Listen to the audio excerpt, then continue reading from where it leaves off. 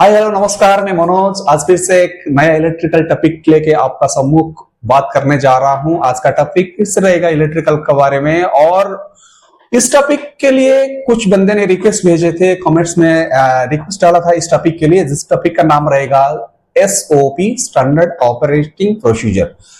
जो भी आप इलेक्ट्रिकल फील्ड में काम करने जा रहे हो तो स्टैंडर्ड ऑपरेटिंग प्रोसीजर जो रहता है वो कैसे रहता है, क्या होता है और आपको कैसे बनाना है उसको, तो इस रिगार्डिंग एक आज का वीडियो रहेगा कंप्लीटली। चलिए वीडियो शुरुआत करने से पहले एक रिक्वेस्ट रहेगा, आज का वीडियो का बारे में अगर आपको कुछ नॉलेज सीखने के लिए मिलेगा तो प्लीज मेरा चैनल को सब्सक्राइब कर लीजिए। अगर आपने मेरा चैनल में देख रहे हो तो प्लीज लाइक शेयर एंड सबको कमेंट में जाके बताएं कि आज का वीडियो कैसे रहा। चलिए शुरुआत करते हैं। आज का topic SOP of electrical work, standard operating procedure. से ही इलेक्ट्रिकल फील्ड में अगर आपको काम को आगे बढ़ाना है, कम समय में करना है, सेफली करना है, इजीली करना है, तो आपको इसको फॉलो करना है।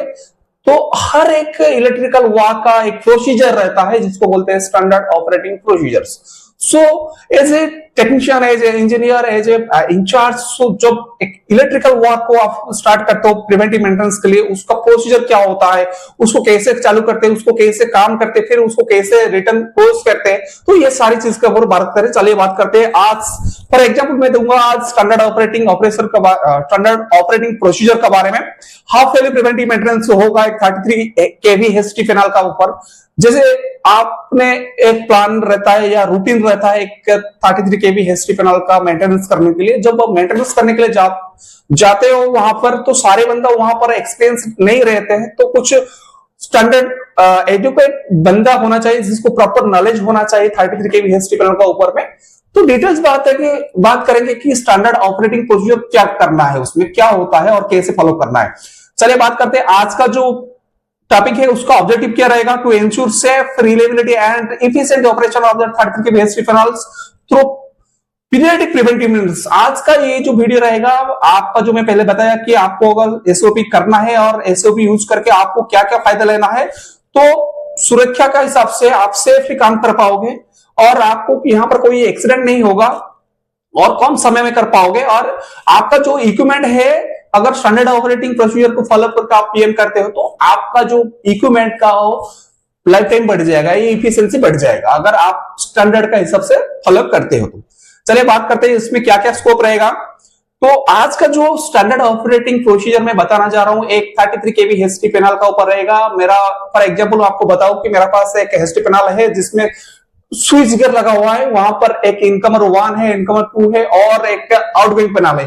तो तीनों ये जो स्विच गियर है उसका बारे में हम डिटेल्स बात करेंगे।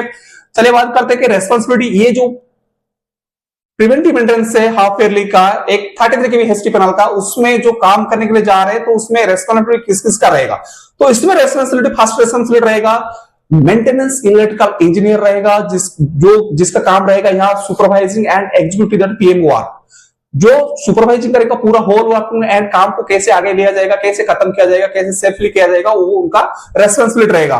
बात करते हैं और कौन रेस्पॉन्सिबिलिटी रहेगा ये काम पे, ये टेक्नीशियन रहेगा और इलेक्ट्रिशियन रहेगा कि जो पीएम काम करेगा, जिसका हाथ में आपने ये पीएम काम करवाओगे।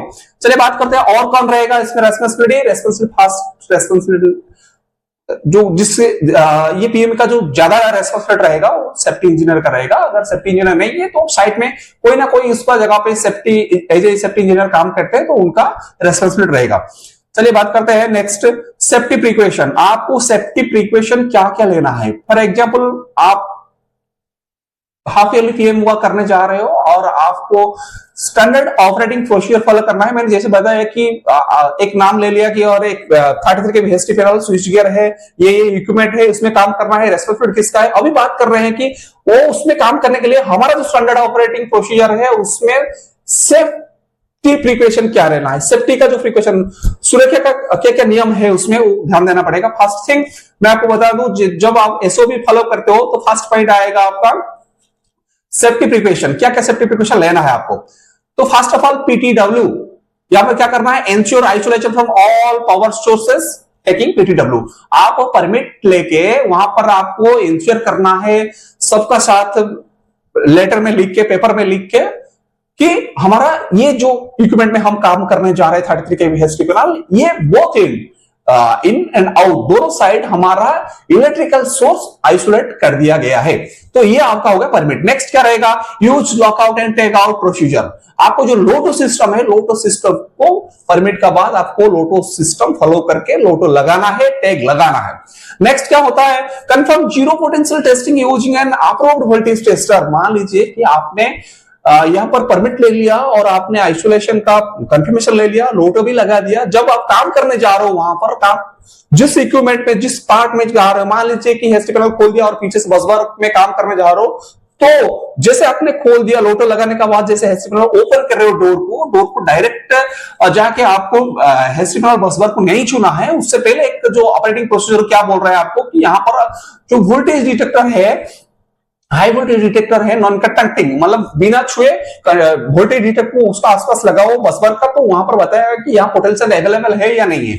सो इसको यूज करके आप जो 100% सेफ है ये फॉलो कर सकते हो। नेक्स्ट क्या है, wear full PPEs like arc suit, gloves, helmet with visor और glass, safety shoes, insulated hand tools.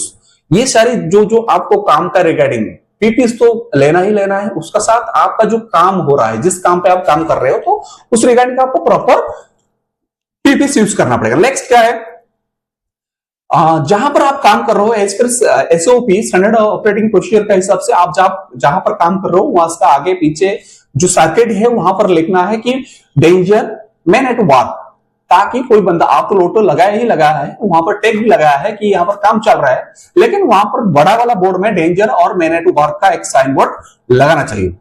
Next क्या है, जब आप काम करने जाओगे आप कंफर्म हो गए कि आपका हेस्टी पैनल में पोटेंशियल जीरो है, मतलब कोई सोर्सेस नहीं है, एकदम आप काम कर सकते हो फ्री में। लेकिन कभी भी काम करने का टाइम पे आप डायरेक्ट ऐसे काम मत किया करो। अपना जो एसओपी क्या बता रहा है वहां पर एक डिस्चार्ज रॉड हमेशा लगा के रखो बसबार में और काम करो, ताकि कभी भी लाइटनिंग हो सकता है, कभी भी रिटर्न करंट आ सकता है, आसपास का इंडक्शन हो सकता है।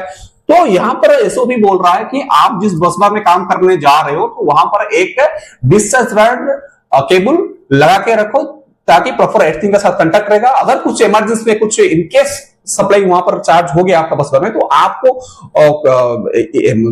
डेंजर होने से पहले वो ग्राउंड कर लेगा। ये हो गया safety precaution as per our standard operating procedure. Next क्या होता है कि आप जो काम करने जा रहे हो उसके लिए क्या क्या टूल्स एंड इंस्ट्रूमेंट रिक्वायर्ड होगा। Tools and instrument required for this half yearly 33 kV HT panel maintenance work. Insulation tester 5 kVA megger. For insulating tester आप जब मेंटेनेंस कर रहे हो हाफ ईयरली में, तो आपका जो टेस्टर लोगे, आपका जो 3 फेस वैक्यूम VCV है, वहां पर VCV का एक एक फेस को चेक करने के लिए वहां पर एक मेगर लेना है। उसके बाद अगर आपको रिक्वायरमेंट है तो आप CR में टेस्ट कर सकते हो, कंटैक्ट रेजिस्टेंस टेस्ट। नेक्स्ट क्या करना है कि मल्टीमीटर एंड क्लामीटर भी लेना है। नेक्स्ट टर्क लेना है कि आपको सारे नट बोल्ट बसबार का टर्क में टाइट करना है। इंफ्रारेड थर्मोमीटर और थर्मल इमेजर, अगर आपका हेस्टी पैनल चार्ज करने के बाद क्या हीट होता है क्या नहीं होता है, अब जैसे ऑपरेटिंग में रहता है, आपने अभी मेंटेनेंस के लिए खोला है, तो चार्ज करने के बाद आपका लोड आने के बाद आपका बसबार और जो इक्विपमेंट लगा हुआ है अंदर में उसका स्टैंडर्ड कैसे है, तो आपको थर्मल फोटोग्राफी लेने के लिए आपको एक थर्मल फोटोग्राफ चाहिए। और क्या है, cleaning brushes, dry cloth, vacuum cleaner, ये सब क्लीनिंग के लिए होना जरूरी है। Petroleum jelly and contact cleaner, ये भी जरूरत होता है। पीपीस किट एंड एर्थिंग रॉड्स, ये हो गया आपका tools and instrument required for half yearly maintenance. चलिए बात करते हैं नेक्स्ट क्या होता है। हमने मेंटेनेंस चालू करने जाएंगे as per standard, as per operating procedures. अब आएगा आपका जो प्रिवेंटिव मेंटेनेंस का प्रोसीजर क्या होता है इसमें। प्रिलिमिनरी स्टेप मैं आपको बताता हूं कि जैसे हमने ये जो प्राइमरी स्टेप था कि एक प्रिवेंटिव मेंटेनेंस शुरू करने से पहले ये चीज को फॉलो करना पड़ेगा। इस पर हमारा standard operating procedure for a half yearly preventive maintenance 33 kV HT panel. तो अभी जो बात कर रहा है, अभी जो इक्विपमेंट ले लिया, सेफ्टी फॉलो कर लिया, अभी हम बात करेंगे कि इसका जो प्रिलिमिनरी स्टेप जो रहेगा PM के लिए वो क्या होता है। ये सारी चीजें आपने जो पहले डिस्कस किया वो खत्म होने के बाद आपको क्या करना है, inform control room and concern departments about planned shutdown. आप परमिट ले लिया, बस आपका डिपार्टमेंट में नहीं है, आपका रिलेटेड डिपार्टमेंट जो है आपका साथ करने उनको भी इन्फॉर्म होना है कि यहाँ पर अभी शटडाउन चल रहा है, ताकि उसी हिसाब से वो लोग भी प्लान करके उनका काम करेंगे सेफली। नेक्स्ट क्या होगा, isolate that 33 kV history panel from both side. ये तो हमने कर दिया है, उससे पहले एक बार फिर से कंफर्म करना है कि इनकमर 1, इनकमर 2, आउटगोइंग पैनल, ये सारी चीज ब्रेकर उसका ऑफ है कि नहीं। Next, discharge and properly earth all circuits using earthing rods. मैंने जैसे पहले बताया कि जो एसओपी का हिसाब से आप छूने से पहले पोटेंशियल है कि नहीं है देखने के लिए आपको क्या करना पड़ेगा, high voltage detector, non conduct high voltage detector के थ्रू में आपने कंफर्म करना पड़ेगा। उससे पहले, उसका बाद जब आप काम करने जा रहे हो, छूने से पहले आपको क्या करना है, डिस्चार्ज रॉड लगा के काम करना पड़ेगा। और नेक्स्ट क्या करना है, verify all that interlocks are functioning before starting work. आप जहां पर काम कर रहे हो, जैसे मान लीजिए कि आपने हिस्ट्री पैनल खोल दिया और वीसीबी को टेस्ट पोजीशन में ला के रख लिया, वो इंटरलॉक होना चाहिए, ये सारी चीजें इंटरलॉक होना चाहिए। नहीं तो आपने खोल के रख दिया बाहर और वो इंटरलॉक नहीं है, पीछे से कोई बंदा काम कर रहा है, वो पीछे स्लिप होके चला जाएगा वीसीबी, तो ये एक्सीडेंट हो सकता है। सो इक्विपमेंट को जब आप टेस्ट पोजीशन में ला रहे हो या आपको उसको ट्रॉली के ऊपर में ला के रख रहे हो, तो ट्रॉली के ऊपर भी उसको इंटरलॉक हुआ कि नहीं ये कंफर्म करना है। ये एक बिग सेफ्टी है, अगर ये नहीं होगा तो फिर आपका वीसीबी नीचे गिर सकता है और उसका नीचे भी कोई बंदा, आपका टेक्नीशियन या इंजीनियर, किसका पांव हाथ आके एक्सीडेंट भी हो सकता है। सो ये वेरी केयरफुल चेक करना पड़ेगा। नेक्स्ट क्या होता है, जैसे हमने खोल दिया, अब ये फॉलो कर दिया, उसके बाद रहेगा first step visual inspection. So as per standard operating procedure, so visual inspection is a very important चीज जब आपको प्रिवेंटिव मेंटेनेंस में करना पड़ता है। तो फर्स्ट क्या क्या करना पड़ेगा आपको, check panel interior and exterior for dust, moisture, correction और लूज कनेक्शंस। ठीक है, अब जैसे खोल दिया हिस्ट्री पैनल को, तो आपको देखना है कहां पर करेक्शन नहीं है, कहां पर डस्ट है, कहां पर डैमेज है, कहां पर लूज कनेक्शन है, कहां पर हीट होके डिकोरेशन इफेक्ट है कोई बसबार में। तो ये सारी चीजों को विजुअल इंस्पेक्शन में आपको फाइंड आउट करना पड़ेगा। नेक्स्ट जो रहता है, inspect insulations, bushings and CTP terminal for the cracks और ट्रैकिंग मार्क्स। आपको जो हिस्ट्री पैनल का अंदर खोलने के बाद आपको क्या क्या मिलेगा, इंसुलेटर मिलेगा, वहां पर बुशिंग्स है, सीटीपीटी है, फ्यूजेस है, और आपका जो क्या बोलते हैं हीटर्स है, ये सारी चीज जो है, केबल्स, कंट्रोल सर्किट केबल है, ये सारी चीज को आपको आइडेंटिफाई करना है विजुअल इंस्पेक्शन का थ्रू, कि कहीं कहीं हॉट मार्क नहीं है, कहीं लूज कनेक्शन नहीं है, कहीं नीचे गिर ना जाए कोई। तो ये सारी प्रॉपर पोजीशन को आप चेक करके आइडेंटिफाई करना पड़ेगा। नेक्स्ट क्या है, examine gasket and covers for damage. आपका जो हिस्ट्री पैनल का फ्रंट एंड बैक कवर रहता है, टॉप एंड बॉटम में, वो जो डोर रहता है, कवर रहता है, कवर को जब खोलते हो तो वहां पर गैस्केट रहता है। अब कई बार होता है कि ऐसे 10 साल 15 साल होने के बाद डोर का गैस्केट लूज हो जाता है और नीचे ऑटोमेटिक गिर जाता है, तो उसमें क्या होता है, मॉइस्चर ऑटोमेटिकली इजीली इंटर करता है हिस्ट्री पैनल का अंदर के, जिसका थ्रू में आपका मॉइस्चराइज्ड होके आपका पैनल ट्रिप भी कर सकता है। तो gasket very important for that earthing purpose और गैस मॉइस्चराइजिंग पर्पज। तो गैस्केट को भी आपको विजुअल इंस्पेक्शन में चेक करना पड़ेगा। अभी हम बात कर रहे थे कि विजुअल इंस्पेक्शन में और एक लास्ट पॉइंट रहता है कि check mechanical indicators for on off trip position. जैसे आपका जो हिस्ट्री पैनल है, वहां पर एक स्विच रहता है, ठीक है, वो स्विच का काम क्या होता है, ऑन ऑफ एंड ट्रिप का कमांड देता है। तो आपको प्रॉपर्ली ऑन ऑफ ट्रिप करके मैनुअली, अभी जैसे अब आप प्रिवेंटिव मेंटेनेंस कर रहे हो, तो इसमें आपका टाइम है कि आपको चेक करना है प्रॉपर वीसीबी का फंक्शन कर रहा है कि नहीं कर रहा है। सो यहां पर आपको ये वो भी चेक करना पड़ेगा। नेक्स्ट अपना जो रहता है एसओपी का हिसाब से आपका प्रिवेंटिव मेंटेनेंस को आगे लेने के लिए यहाँ एक पॉइंट आएगा जिसको बोलते हैं हम क्लीनिंग, यानी साफ सफाई। ठीक है, विजुअल इंस्पेक्शन का बाद अब जाएंगे हम साफ सफाई का चेक करने के लिए, मतलब आपका हिस्ट्री पैनल का इंटीरियर एक्सटीरियर का जो क्लीनिंगनेस है वो स्टैंडर्ड केस है। चलिए बात करते हैं, clean panel interior with A vacuum cleaner and dry clothes. ठीक है, जैसे अभी खोल दिया, विजुअल इंस्पेक्शन देख लिया, उसके बाद हमने क्या करेंगे, अगर अंदर का साइड इनसाइड में ज्यादा क्लोजेस है तो आपको वैक्यूम क्लीनर को इस पे रिक्वायर्ड एयर प्रेशर आपको वैक्यूम क्लीनर में क्लीन करना है और ड्राई क्लॉथ में आपको साफ करना पड़ेगा। Next, wipe insulation surface with a dry lint free cloths. जो नीचे गिरा हुआ जितना भी ड्रॉस आपने ऊपर वाला साफ करने के बाद नीचे जो गिरता है, आपने एक साफ कपड़ा का साथ उसको एक खींच के पूरा डस्ट को बाहर निकालना है। नेक्स्ट क्या है, रिमूव कार्बन डिपोजिट्स और dust from busbar chambers and cable compartments. ये जो चैम्बर है आपका, जो बसबार कंपार्टमेंट है, ये सारी चीज में जो जो डस्ट रहेगा, इसको सब आपको साफ करना पड़ेगा ड्राई क्लासेस में। ठीक है, अभी एसओपी का हिसाब से नेक्स्ट जो स्टेप रहेगा आपका प्रिवेंटिव मेंटेनेंस में, वो रहेगा मैकेनिकल चेक्स।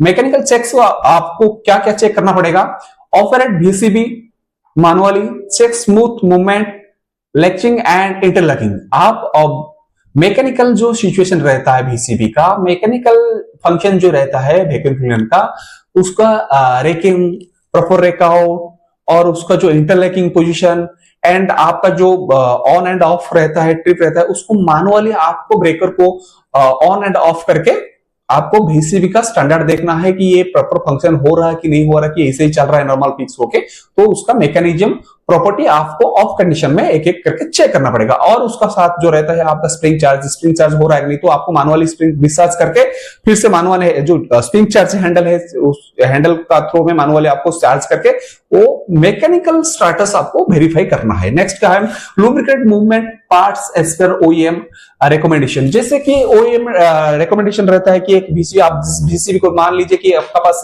ABB का VCB है, तो ABB जब VCB देता है वहां पर एक OEM स्टैंडर्ड रहता है, रिकमेंडेशन रहता है प्रिवेंटिव मेंटेनेंस करने के लिए। तो उस टाइम पे उनको लिखा जाता है कि आप कहां पर लुब्रिकेट लगाते हैं। फॉर एग्जाम्पल आपका ब्रेकर ट्रॉली जो है, ब्रेकर जो है ट्रॉली में आता है, रेकआउट होता है, फिर रेकइन होता है, तो मूवमेंट करने के लिए वहां पर व्हील लगा हुआ है। तो व्हील में प्रॉपर वहां पर अगर मान लीजिए कि कोई मॉइस्चर जाके रस्टेड हो गया, ये हो गया, तो वहां पर अगर पेट्रोलियम जेली वगैरह नहीं लगाएंगे तो क्या होगा, जाम हो जाएगा, ताकि आप जब रेकआउट करेंगे तो प्रॉपर्ली वो बाहर नहीं आ पाए। तो वहां पर मूवमेंट करने के लिए फ्री होना चाहिए, तो उसको रिक्वायर्ड होता है कि पेट्रोलियम जेली वगैरह। ठीक है, और क्या होता है कि जैसे VCB का जो कांटेक्ट पॉइंट रहता है, मेल फीमेल जो इंटीरियर को क्लोज अप होता है, सर्किट को क्लोज करता है, वो पॉइंट में क्या होता है, तो प्रॉपर फिक्स होने के लिए वहां पर कंडक्टिंग हम जेली देते हैं। तो वहां पर जो कंडक्टिंग जेली या पेट्रोलियम जेली हम डाल सकते हैं। Check tightness of all bolts connections with torque wrench. मान लीजिए कि आपका जो हेस्टी पैनल खोला गया है, जो टोटल बसबार लगाया हुआ है, स्विच गियर में टोटल नट बोल्ट लगाया गया है, वो नट बोल्ट को आपको टाइटनेस करने के लिए मैनुअल नहीं करना है, आपका टर्क्यूरेंस रहता है। तो कौन सा बसबार में, कौन सा नट बोल्ट में कितना न्यूटन मीटर्स का रहेगा फोर्सेस, उसको टर्क्यूरेंस में आपको सेटअप करके टाइटनेस लेना है। Inspect rack in rack out machine from the smooth operation. मैंने आपको बताया कि मैकेनिकल जो ऑपरेशन करते हो आप, वहां पर रेकिन और रेकआउट करके भी आपको देखना पड़ेगा। Verify door and funnel earthing connection. जैसे मान लीजिए कि आपने बार बार डोर खोलते हो सामने और पीछे का तरफ से, वहां पर क्या होता है कि ग्रीन केबल का एक रहता है आपका जो हेस्टी पैनल का मेन बॉडी और डोर का साथ, वहां पर जब आप से खोलते हो तो कई बार क्या होता है, लॉग या केबल टूट के निकल जाता है, ताकि आपका डोर और जो पैनल रहता है, पैनल का कवर रहता है, वो अनशिफ्ट में आ जाता है। तो ये एक इंपॉर्टेंट पॉइंट रहता है कि आप एर्थिंग पूरा प्रॉपर चेक करना पड़ेगा बॉडी के साथ, उसका डोर और कवर है कि नहीं। नेक्स्ट अभी एसओपी बात कर रहे हैं कि आपका प्रिवेंटिव मेंटेनेंस को आगे बढ़ाने के लिए एसओपी का हिसाब से इलेक्ट्रिकल टेस्ट को फॉलो लेना पड़ेगा। अब प्रिवेंटिव मेंटेनेंस में इलेक्ट्रिकल टेस्ट करने के लिए मैं पहले से बताया था कि आपको मेगर चाहिए। मेगर क्या करेगा कि आईआर टेस्ट करेगा। आईआर टेस्ट करने के लिए आपका जो VCB है और जो बसबार है, बसबार का बीच में इंसुलेशन प्रॉपर्टी है कि नहीं, या आपका जो VCB है, VCB का 3 फेसेस है, इंडिविजुअल है, 3 फेसेस जो है वो फेस टू फेस और फेस टू ग्राउंड में आपको मेजरिंग करके देखना पड़ेगा। आपको इसलिए 5 kV का मेजर चाहिए। वो मेजर का थ्रू में आपको इलेक्ट्रिकल टेस्ट यानी आपका insulation property between 3 phases and phase to ground confirm करना है। ये हो गया first test, electrical test. Next क्या करना पड़ेगा आपको, और मैं आपको बता दूं कि जब आप 5 kV मेगर में आप इलेक्ट्रिकल टेस्ट आईआर टेस्ट कर रहे हो VCB का, तो मिनिमम 1000 मेगा ओम से ऊपर होना चाहिए, यानी 1 गीगा ओम से ऊपर आना चाहिए, ताकि आप इसको कंफर्म कर सकते हो कि आगे ये प्रॉपर्ली चल पाएगा। नेक्स्ट जो रहता है कंटैक्ट रेजिस्टेंस टेस्ट। अगर मान लीजिए कि आपको CRM टेस्ट करना है, तो आप CRM टेस्ट किट मिलता है, वहां पर आपको यूज करना है। ये यानी मैं आपको बता दूं कि जो कंटैक्ट पॉइंट रहता है उसमें जो रेजिस्टेंस रहेगा वो लेस देन 100 माइक्रो ओम रहेगा। 100 माइक्रो ओम से कम होना चाहिए, ज्यादा होगा तो आपका रेजिस्टेंस ज्यादा हो जाएगा, यानी आपका VCB प्रॉपर काम नहीं करेगा, आगे ये इश्यूज मिल सकता है। नेक्स्ट होता है कि एसटी पैनल का अंदर सीटी और पीटी मिल सकता है। तो सीटी पीटी जो आपको देख रहा होगा उसका इलेक्ट्रिकल टेस्ट ये तो नहीं कर पाओगे अभी, बस उसका visual inspection and damage corrosion ये सब चेक करके उसको जो टर्मिनेशन टाइटनेस है उसको देखना है, और मेजर सेकेंडरी इंसुलेशन रेजिस्टेंस वो सीटीपीटी को टर्मिनेशन खोल के उसका जो इंसुलेशन रेजिस्टेंस टेस्ट जो आपको कर सकते हैं। नेक्स्ट जो होता है relay and protection circuit test. मान लीजिए कि आपका जो एसटी पैनल है यहाँ पर जो सारे रिले लगा हुआ है, रिले का जो कमांड आता है वो कमांड आपको मैनुअली देके रिले आपका काम कर रहा है कि नहीं कर रहा है उसको मैनुअली एक एक टेस्ट करके आपका इलेक्ट्रिकल टेस्ट को कंप्लीट करना है कि एसटी पैनल आपका हाफ ईयरली प्रिवेंटिव मेंटेनेंस पे ये कंफर्म है। अगर ये कंफर्म मिल रहा है तो आगे आपको सेफली ऑपरेशन कर सकते हो पैनल को। नेक्स्ट क्या रहेगा interlock and indication test. Check electrical and mechanical interlocks for proper function, verify all indication lamps and meters. और जो इलेक्ट्रिकल टेस्ट रहेगा, इलेक्ट्रिकल टेस्ट में मैं आपको बता रहा हूं कि जो इलेक्ट्रिकल टेस्ट करोगे आपको जो ऑल इंडिकेशन लगता है कि एसटी पैनल में 6-7 इंडिकेटर रहता है, ब्रेकर ऑन ब्रेकर ऑफ, ये जो सारे रहता है स्प्रिंग चार्ज वगैरह जितना भी इंडिकेटर रहता है वो सारे इंडिकेटर काम कर रहा है कि नहीं, आपका होल्डर का इंडिकेशन प्रॉपर आ रहा है कि नहीं आ रहा है, ये सारी चीज को आपको देखना पड़ेगा। और इंटरलॉकिंग होने के बाद ब्रेकर सर्विस में आना है कि नहीं आ रहा है, बाहर आने के बाद रेकआउट टेस्टिंग मोड में आ रहा है कि नहीं, ये सारी इंडिकेशन प्रॉपर्टी आपको चेक करना पड़ेगा। ओके, अब ये अभी धीरे धीरे बढ़ रहा है कि standard operating procedure of that 33 kV ST panel और स्विच गेट्स। अभी आ रहा है कि thermography, if panel is energised, अगर मान लीजिए कि आपका पैनल अभी चार्ज है तो आप इसको यूटिलाइज करके आप एसटी पैनल का रनिंग कंडीशन में क्या इफेक्टिव है वो आप चेक कर सकते हो। तो इसको चेक करने के लिए आपको पैनल को चार्ज कंडीशन में होना चाहिए, और चार्ज कंडीशन में आपको डोर को, मेन डोर को या बैक डोर को खोल के बस बार का फोटो आप ले सकते हो, ताकि आपका पर फेज में जो रेटेड लोड जो चल रहा है उसमें कुछ तो डिफेक्ट नहीं है, यानी कोई नट बोल्ट लगा हुआ है, कोई अगर लूज होगा तो ज्यादा हीट होगा तो इसमें आइडेंटिफाई हो जाएगा।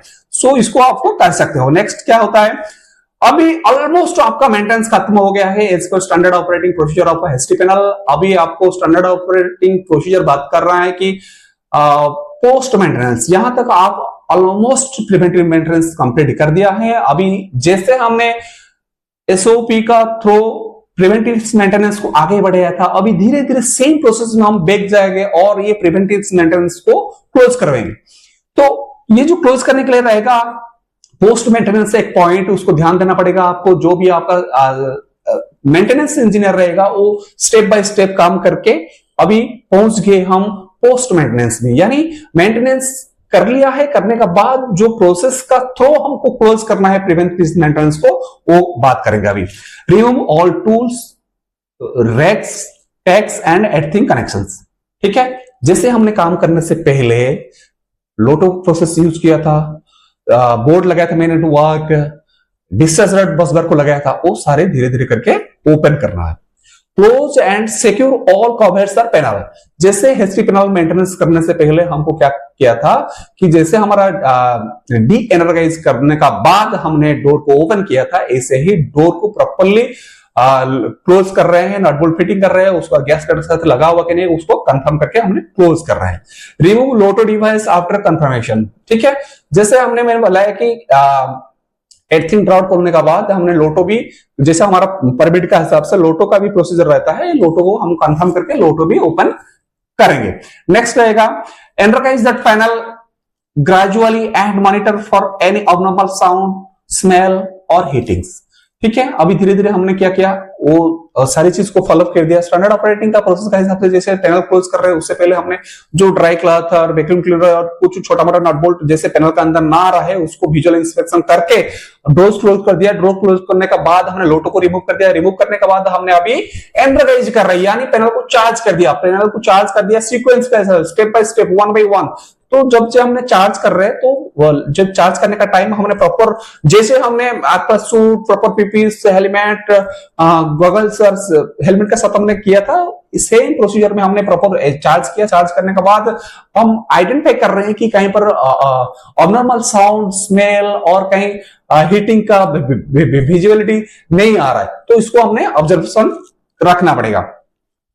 नेक्स्ट क्या हो रहा है, record all test readings and observation in that PM log books. हमारा जो पीएम लॉग बुक्स रहता है, हमारा जो पीएम चेकलिस्ट रहता है, वहां पर हमारा जो जो प्रोसीजर का साथ जो जो पॉइंट्स हमको मिला, कहां पर करोजन था, कहां पर लूज था, कौन से वर्ष में कुछ डिकोरेशन आया था, और कौन सा डोर में हमारा एर्थ केबल टूट गया था, ये सारे पॉइंट जहां पर आपको मिला, वो सारे पॉइंट को आपको पीएम चेकलिस्ट या पीएम लॉगबुक में रिमार्क्स में डालना है। अगर जो चेक पॉइंट में है तो स्पेशली उसका वैल्यू के साथ लिख लीजिए, अगर नहीं तो रिमार्क्स में आप डाल सकते हो कि ये ओरिजिन और डिकोरेशन था।